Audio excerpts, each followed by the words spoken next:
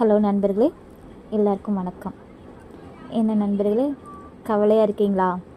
மனசு ஏதோ ஒரு பாரமாக இருக்கா உங்களுக்கு?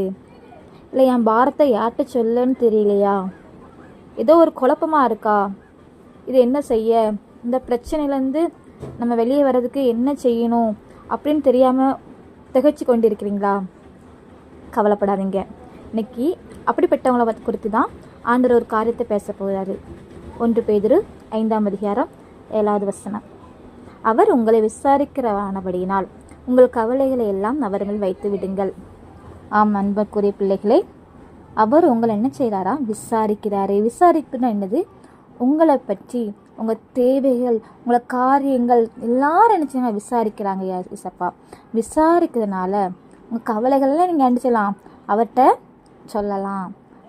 ஒரு உலக மனிதர்கள் உங்கள்கிட்ட வராங்கன்னா உங்ககிட்ட எப்படி இருக்கீங்க, நல்லா இருக்கீங்களா அப்படின்னு சொல்லி விசாரிப்பாங்க.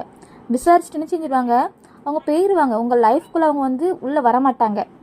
ஆனால் தேவன் அப்படி கிடையாது. ஏசப்பா அப்படி கிடையாது. என்ன செய்வார்?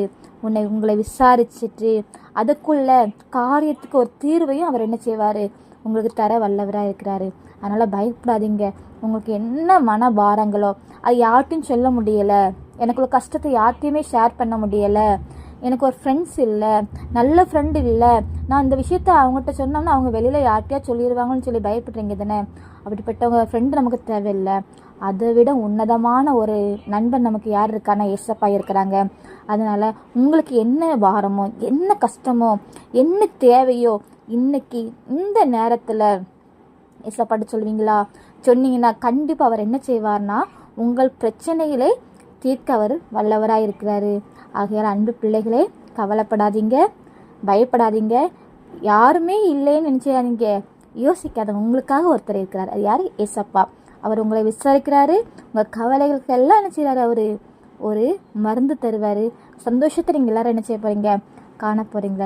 அதனால் பயப்படாமல் தேவனுடைய வசனத்துக்கு கீழ்ப்படுகிறார் மாத்திரமல்ல, அதன்படி நடக்கிறவங்களாம் இருங்க. தேவன் உங்களை நிச்சயமாக என்ன செய்வார்? ஆசீர்வதித்து உயர்த்தவர் வல்லவராக இருக்கிறாரு.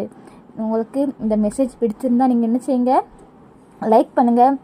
இதை நீங்கள் டெய்லி பார்க்கணும் அப்படின்னு நீங்கள் யோசிச்சிங்கன்னா சப்ஸ்கிரைப் பண்ணுங்கள். அது மட்டுமல்ல, உங்களுடைய ஜெப குறிப்புகள், உங்களுடைய விண்ணப்பங்கள் ஏதாவது இருந்தனாலும் கமெண்ட் பாக்ஸில் என்ன செய்யுங்க? நீங்கள் உங்கள் ஜெப குறிப்புகள் நீங்கள் அனுப்புனீங்கன்னா உங்களுக்காக நான் என்ன செய்வேன்? தினமும் ஜெபிக்க காத்திருக்கேன். அதனால் உங்கள் கவலைகளை என்ன செய்யுங்க? விட்டு விடுங்கள். தேவ சமூகத்தில் வைத்து விடுங்கள். ஜெபம் பண்ணுங்கள்.